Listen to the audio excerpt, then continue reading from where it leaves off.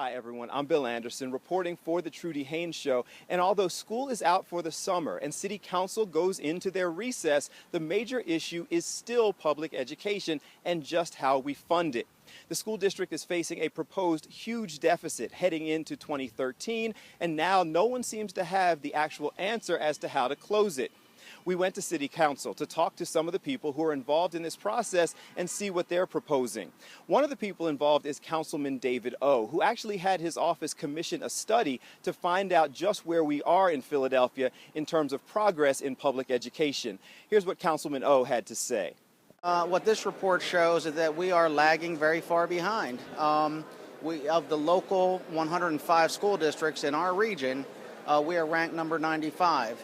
Brief comments make it very clear that Philadelphia needs help, so we asked Councilman O, is he supportive of the property tax increase and also the business use and occupancy tax increase that has been met with some controversy. Here's his response. We got to fund education, but we shouldn't jeopardize our economic growth and our jobs today and tomorrow and our revenues for this city. What we do need to do is ensure that we are reforming education so that we have the results that we need. One of the other huge issues that we are facing in Philadelphia is trying to figure out a way to cut that deficit without just increasing taxes. So some people who have been asked to come to the table and renegotiate again are feeling some of the heat. One of those people is the president of the Philadelphia Federation of Teachers, Mr. Jerry Jordan. We spoke with him because this time last year the district also asked him to make concessions, and he did. So what does he say to his members when he's asked to bring that proposal to them once again?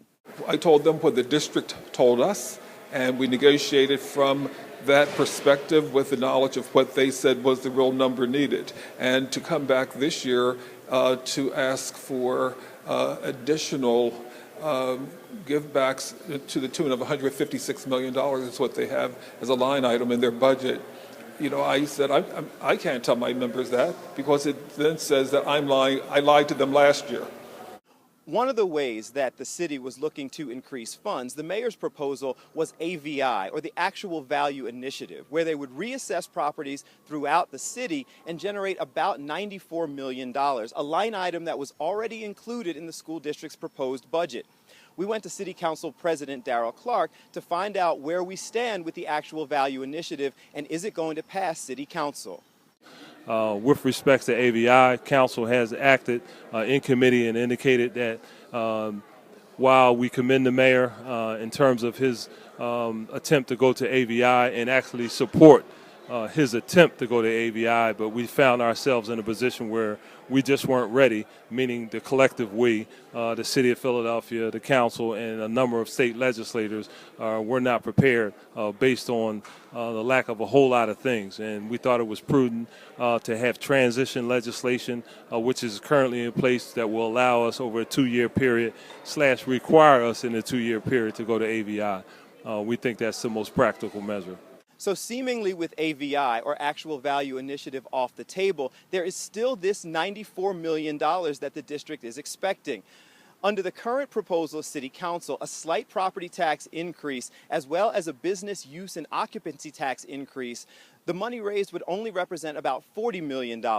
We asked Council President Clark exactly how they plan to make up the difference between the $40 million that they plan to raise and the $94 million that the school district has already included in their proposed budget. Well, $90 million would leave a deficit with the school district. The reality is nobody ever talked to City Council about the quote-unquote $94 million before they put it in their budget. So I don't know where that number came from. There are several calculations that show where it could have come from.